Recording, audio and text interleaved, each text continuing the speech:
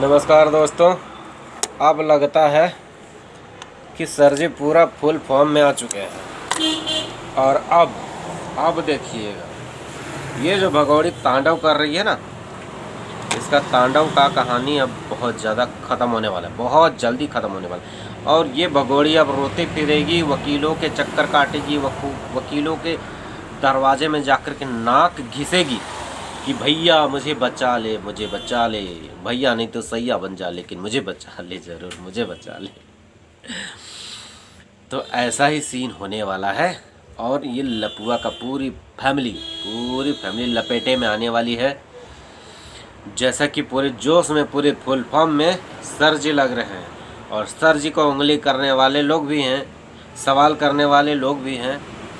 तो सर जी अभी पूरे जोश में हैं। और देखिएगा, जो कानून के अज्ञाता है, जो इंसान कर सकता है, अगर वो इंसान जोश में आ गया तो वो इंसान क्या से क्या नहीं कर सकता है। उस इंसान को हर एक चीज़ पता होती है, हर एक बारीकियां पता होती है, हर एक पॉइंट पता होता है। तो वो इंसान करेगा ही करेगा। इसलिए मैं बोल रहा था कि इस मामले को ऐसे ही मतलब छोड़ देते हैं ना लोग कि होगा होगा होगा। ऐसे में कोई भी इंसान ना आराम से करता है काम, एकदम स्लोली काम करता है। तो सर जी के अब लगे हैं सवाल। अब सवालों का जवाब सर जी देंगे तो कैसे देंगे, उनको काम करके ही देना पड़ेगा। तो काम करके ही देंगे और बहुत बढ़िया तरीके से देंगे, जैसा कि वो शुरू से करते आए हैं। लेकिन इतना स्लो काम हो रहा था कि सबका विश्वास डमाडोल हो रहा था। सबका विश्वास डमाडोल हो रहा था कि ऐसा कुछ भी नहीं है। हैदर भी डमाडोल, हम भी डमाडोल, सबका डमाडोल हो रहा था। विश्वास जो है डमाडोल हो रहा था। लेकिन अब लगता है कि कुछ ना कुछ तो जरूर होगा।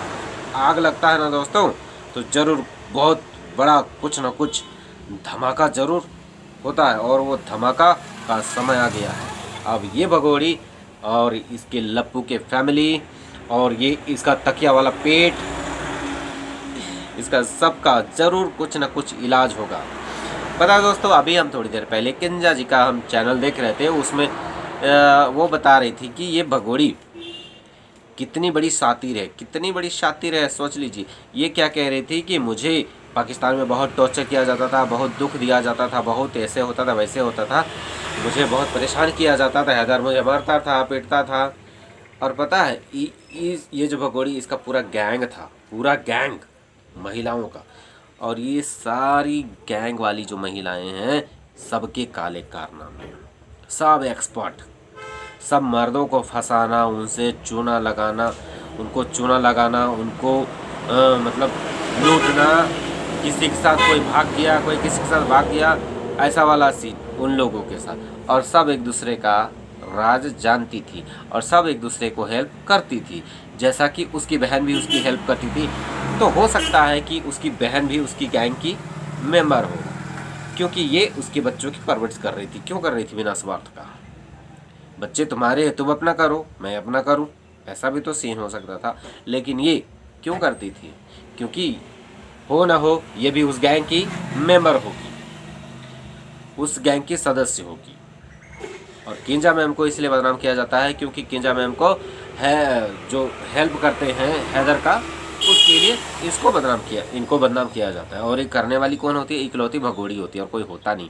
हमारे देश में तो किंजा मैम को बहुत ही रिस्पेक्ट नज़र से देखते हैं, कोई भी उनको गलत नहीं देखता है। लेकिन गलतफहमी पैदा करने की कोशिश की इसी भगोड़ी ने की। हम लोग तो देख ही रहे हैं कि कौन क्या कर रहा है, नहीं कर रहा है। चूँकि हैदर को उतना कुछ हमको नहीं लगता है कि वो ज़्यादा एजुकेटेड है, तो वो उनको हेल्प करने के लिए रहती है, तो उनको बदनाम किया जाता है, सोच लीजिए। और ये कहती है कि हमें घर से नहीं निकलना था। किंजा मैम कैसे घर से निकलती थी, कैसे निकलती है, कैसे बिना बुरके में नज़र आती है। फिर उसकी बहन भी है जो बुरके में ही रहती है। क्या बाप रे, ऐश्वर्या राय से भी ज़्यादा खूबसूरत है, क्या वो बुरके से निकल नहीं सकती? लेकिन नहीं, वो लोग सब, इन लोगों का सबका गैंग है। मुझे लगता है कि पाकिस्तान ने इसको बहुत बड़े मकसद के लिए यहाँ पर भेजा हुआ है। और ये मकसद जैसे ही पूरा होगा, ये चली जाएगी। और यहाँ पर बड़े बड़े लोगों का सेटिंग है। उस जो जो भी इन लोगों का प्लान होगा उस प्लान में पाकिस्तान का जो षड्यंत्रकारी हैं और हिंदुस्तान के जो लोग गद्दार हैं वे लोग आपस में मिले होंगे और इस भगोड़ी को यहाँ पर बुलाया गया होगा और ये सारे कांड करेगी, सारी चीज़ें करेगी। उसके बाद इसको फिर ये अपनी मर्ज़ी से जाएगी, अपनी मर्ज़ी से जाएगी। जैसे ये अपनी मर्ज़ी से आई ना, अपनी मर्ज़ी से ही जाएगी। क्यों? क्योंकि इसको यहाँ सपोर्ट करने वाले बहुत लोग हैं, काफ़ी लोग हैं यहाँ पर इसको सपोर्ट करने वाले। तो जो लोग सपोर्ट कर रहे हैं उन लोग की भी शामत आने वाली है। अगर मोमिन सर अगर कामयाब हो गए, मोमिन सर कामयाब हो गए इस भगोड़ी को सज़ा दिलवाने में, इस भगोड़ी को मतलब अच्छी इसका मतलब खातिरदारी अगर करवाने में अगर मोमिन सर अगर कामयाब हो गए, जैसा कि इनका दावा है।